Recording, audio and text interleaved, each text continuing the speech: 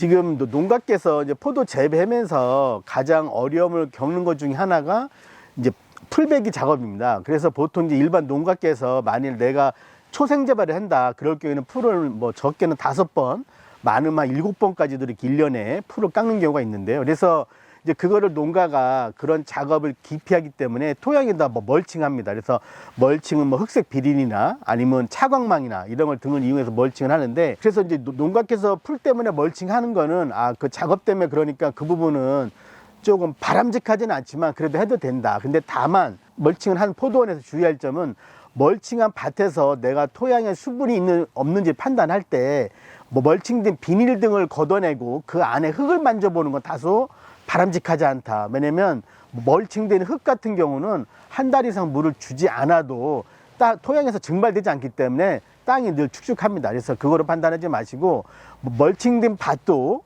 내가 고품질을 생산하기 위해서는 5일마다 300평에 한 15톤 정도 물 주는 게 바람직하고요.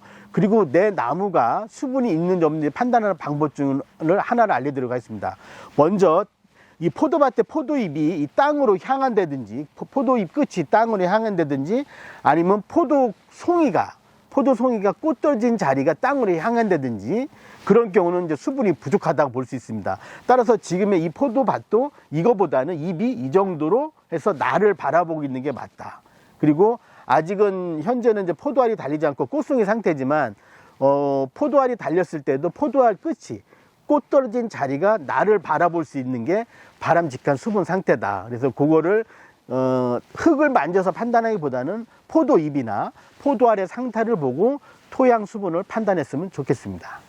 화수 정리하는데 시간이 좀 걸려서요. 이거 좀 빠르게 할 수 있는 방법이 있을까요?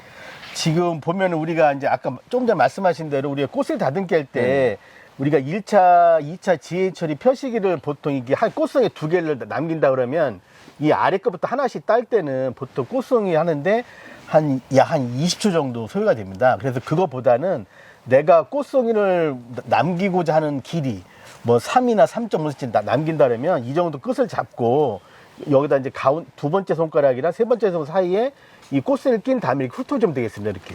네.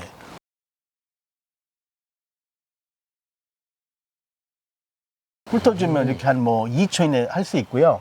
그럼 이렇게 만들어진 꽃송이는 우리가 생장조절제 1차, 2차를 표시할 수 있는 그런 꽃송이가 떨어져 있거든요. 그래서 이런 부분은 내가 이 꽃이 한 75에서 100% 정도 폈을 때 1차 지해 처리를 끝나고 난 다음에 맨손을 이용해서 이 부초를 제거함으로써 이 꽃송이는 생장조절제를 표시한 거다. 이렇게 표시하면 되겠습니다.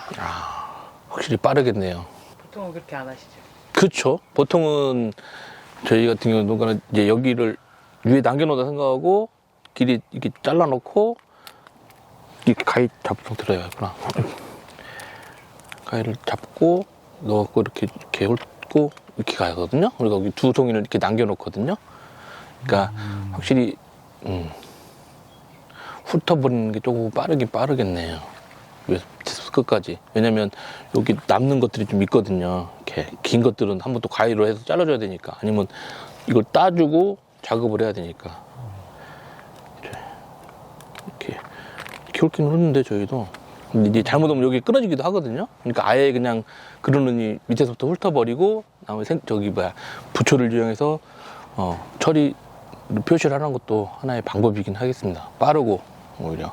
네, 그리고 이제 이쪽 농가는 현재 부초가 다 나와 있는데, 이 부초 발생률이 이제 저희가 조사해 본 거는 약 한 85% 정도 됩니다. 그래서 간혹 가다 부초가 없는 경우도 있거든요. 그래서 저희가 1차 지해 처리할 때는 우리가 꽃이 지금 이제 관행적으로는 뭐 만개후 2, 3일에 하는 것보다는 75에서 100% 정도 표시되는 게 좋거든요. 그러면은 이 같은 가지에서는 두 송이가 나오면은 대부분 같은 시기에 1차를 처리할 수 있거든요. 그래서 이거를 2개를 처리한 다음에 꽃송이가 만일 지금 이 부분도 있지만은 이 부분이 없다면 위에는 또 나오거든요. 그래서 위에 거를 제껴서 이 둘 중에 하나라도 나오면은 이걸 표시를 할 수가 있습니다. 그래서 이 부초는, 그리고 이제 농가에서는 이제 습관적으로 보면 부초를 생우측에 전부 제거를 하시거든요. 네, 맞아요. 그래서 그거보다는 지금 현재 부초가 보면은 이 부분이 생장점인데, 생장점이 말로 있는 경우는 이 부추는 크지 않거든요. 그래서 그런 부추들은, 그리고 이 부추 잎도 저희가 손바닥 반 정도밖에 안 커요. 많이 커도요. 그래서 이 아랫부분에 있어도 수간이 어두워지지 않기 때문에 이 생장하지 않는 부추는 따지 않는 게 바람직하다고 봅니다.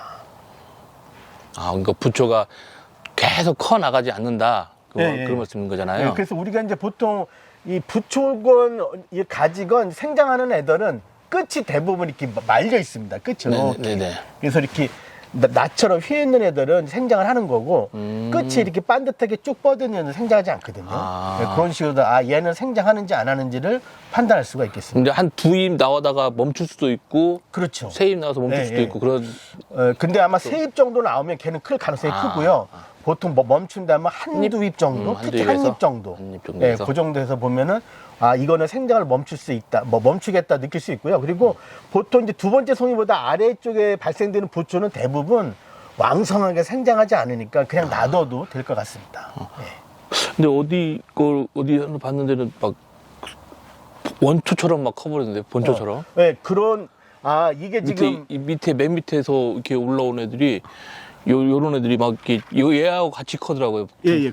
그런 거는 좀 부추라고 이제 애매하고요. 일반 우리가 많이 보던 캔베럴이랑 거봉에선 볼 수 없었던 마치 원줄기처럼 큰 애들이 네. 있거든요. 물론 그 가지에는 꽃송이도 갖고 나기도 해요. 예, 그래서 그 원인은 저도 잘 모르겠습니다만 그거는 부추랑 좀 다른 게 아닌가 이렇게 생각이 듭니다.